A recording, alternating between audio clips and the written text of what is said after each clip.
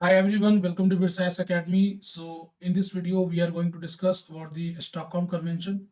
So under this initiative of environment and ecology, we are going to cover some of the important environment convention and protocol. Earlier we have discussed about the Rio de Janeiro और Earth Summit और इस video में हम लोग discuss करेंगे Stockholm conventions को और आने वाले लेक्चर्स में हम लोग अदर भी कन्वेंशंस को कवर करेंगे, ठीक है। सो इस लेक्चर में हम लोग क्या क्या पढ़ेंगे उसको हम लोग देख लेते हैं एक बार में।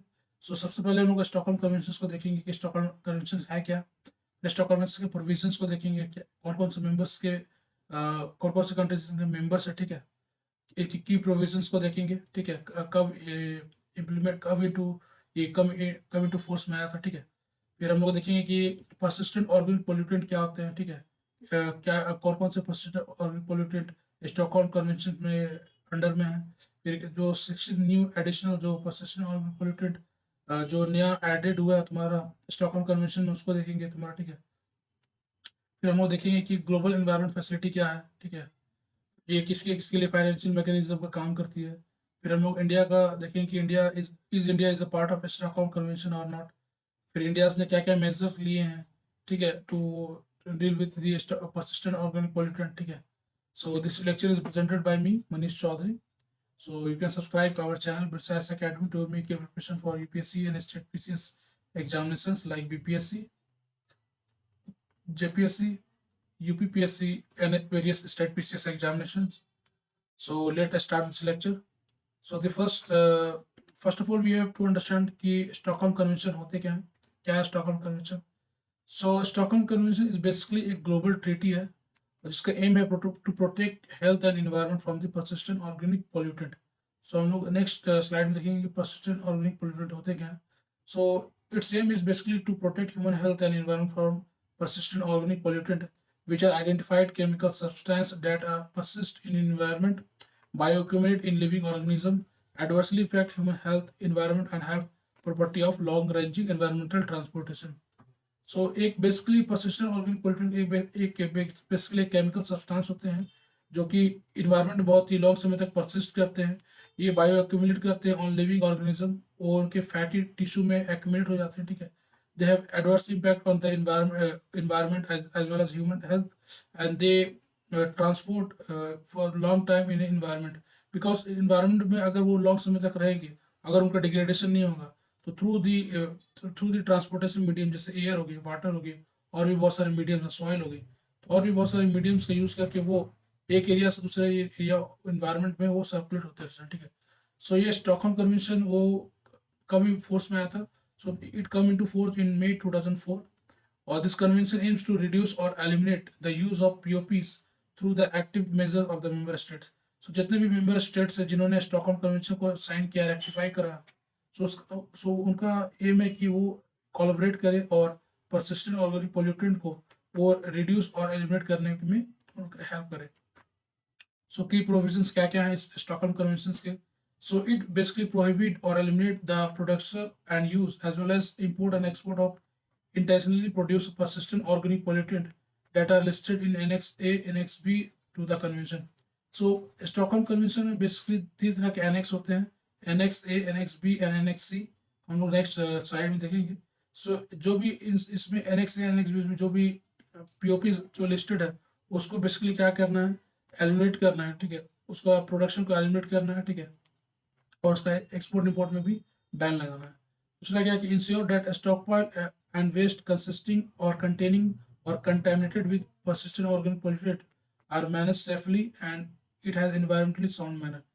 जो भी जो भी persistent organic pollutant है जो कि environment में है, उसका जो मैनेजमेंट होना चाहिए वो सेफली होना चाहिए और environmentally sound manner होना चाहिए।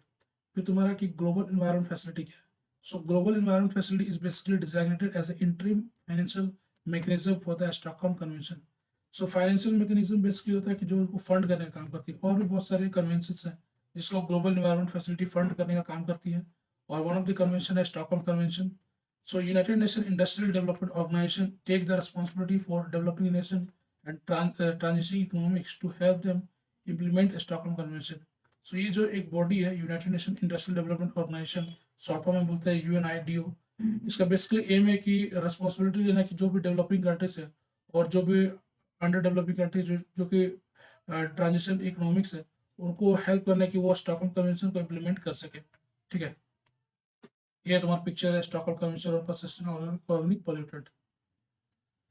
फिर तुम देखते हैं कि ऑब्जेक्टिव और एम ऑफ स्टॉकहोम कन्वेंशन क्या है। पहले हम प्रोविजंस देखा, ऑब्जेक्टिव और एम देख रहे हैं। ठीक है, तो ऑब्जेक्टिव क्या है कि to will implement control measure for the POPs, तो उनका कंट्रोल करना पीओपीज को। ठीक है, फिर to develop and implement action plan for unintentionally produced chemical, so भी जो अनइंटेंशनली प्रोड्यूस पीओपीज है उनको उनको बैन करना, उनको उनका ठीक है प्रोडक्शन को बैन करना है। फिर to develop inventories to chemical stockpiles, फिर to review and update national implementation plan to include new chemicals in the reporting. So Stockholm convention जब आई थी तो उसमें ओनली 12 परसिस्टेंट पीओपीज एडेड है, लेकिन अब क्या है कि 16 एडिशनल पीओपीज वर एडेड। ठीक है, सो हम लोग देखेंगे कि क्या कौन कौन से 16 एडिशनल पीओपीज एडेड है और 12 जो पीओपीज जो स्टॉकहोम कन्वेंशन में ऐड किए थे वो हम लोग देखेंगे।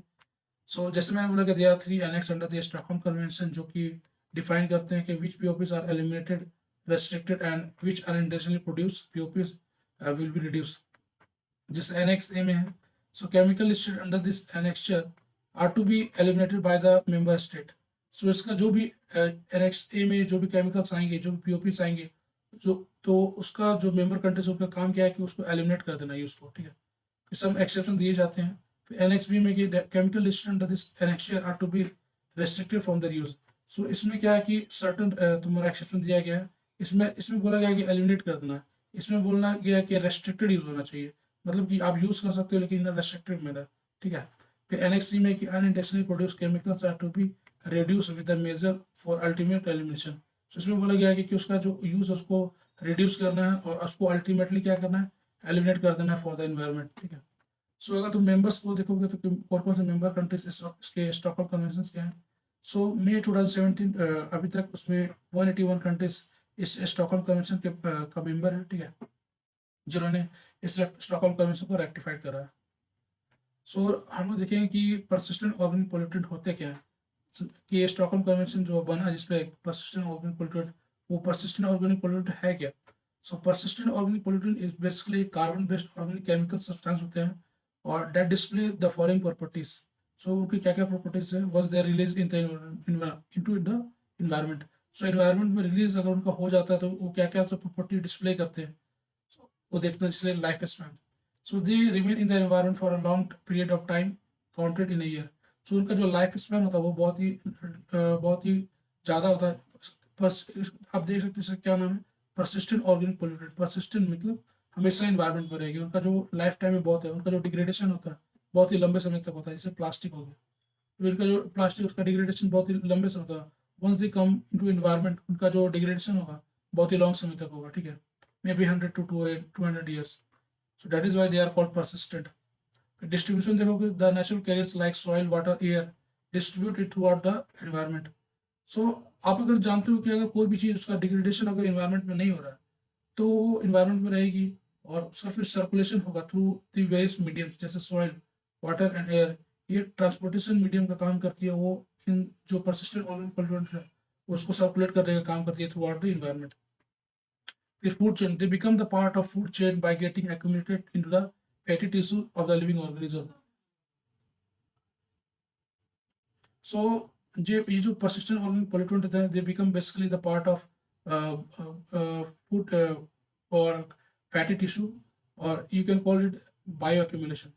So bioaccumulation में क्या होता है कि मान लो एक छोटी सी फिश है, बहुत सारे नंबर छोटी छोटी फिशेस हैं। ठीक है, उसको एक बड़ी फिश खाती है, तो इन सभी का जो फैटी टिश्यूज में जो भी बायो एक्यूमुलेशन हुआ था, जो भी परसिस्टेंट ऑर्गेनिक पोल्यूटेंट इसके इनों के फैटी टिश्यूज में एडेड हुआ था, जब ये फिश इस सभी बड़ी छोटी छोटी फिशेस को खाती है, तो इसमें जो भी एक्यूमुलेशन हुआ था वो इसके फैटी टिश्यू में ऐड हो जाएंगी, फिर इसको हम लोग खाते हैं। तो ऐसा करके it become the part of food chain और फूड वेब। ठीक है, तो इससे क्या क्या होता है, इसके कारण बहुत सारे प्रॉब्लम्स होते हैं bio accumulation.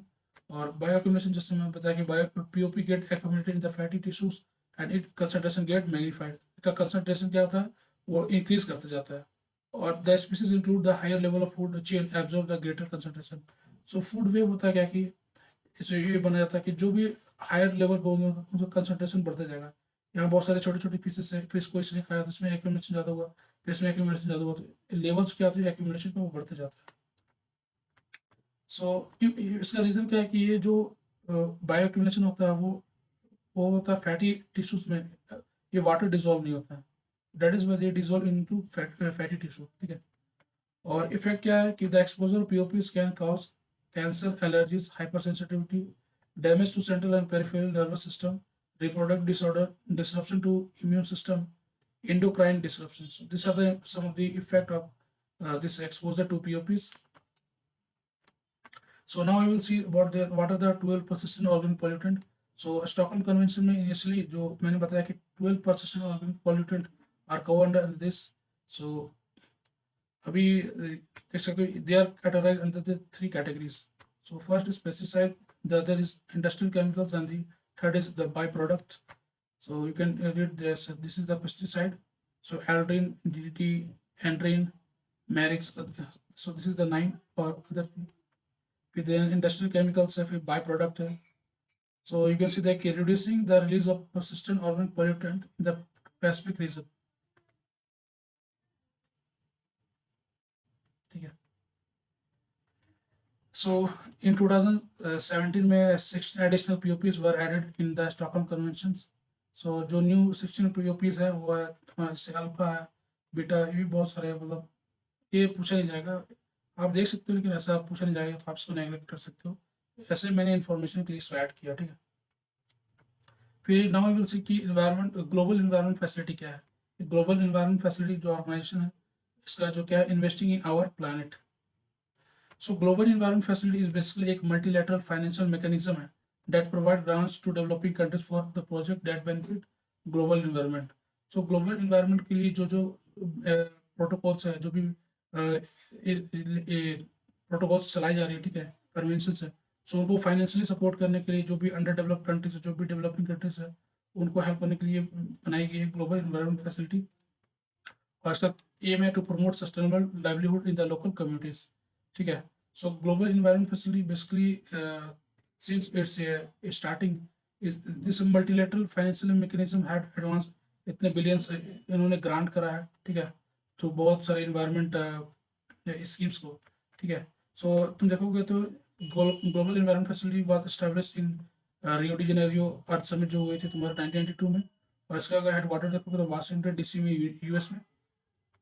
So it basically जो GEF है is basically jointly manage by the United Nation Environment Programme, Development Programme, UNDP, World Bank and UNEP। So three organization, जैसे UNDP है, यूनाइटेड नेशन डेवलपमेंट प्रोग्राम, फिर तुम्हारा United Nation Environment programme, ठीक है, और world bank, ये तीन जो है ऑर्गेनाइजेशन है, ये मिल करके इन ग्लोबल इन्वायरमेंट फैसिलिटी को चलाती है, ठीक है। अभी 183 कंट्रीज है जो इसका पार्ट है, ठीक है, और भी बहुत सारे सिविल सोसाइटीज हैं, इंटरनेशनल इंस्टीट्यूशंस है, प्राइवेट सेक्टर है जो इसके मेंबर्स हैं। So financial sector, financial mechanism establish to help our planet most pressing environment problem, ठीक है। इस बेसिकली फंड करने का काम करती है बहुत सारे जो भी इन्वायरमेंट के प्रॉब्लम्स पे उसको फेस करने के लिए, ठीक है। So global Environment Facility basically जो उसके फोकस एरियाज क्या क्या हैं, जिससे बायोडाइवर्सिटी को प्रोटेक्ट करना, climate change, international water ozone depletion, land degradation and persistent organic pollutant. So ये 6 डिजिग्नेटेड फोकल एरियाज हैं जो कि ग्लोबल इन्वायरमेंट फैसिलिटी के है, ठीक है। और अगर तुम देखोगे तो जो ये जो Global Environment Facility basically function as a financing important global convention. तो ये बहुत सारे इंपॉर्टेंट,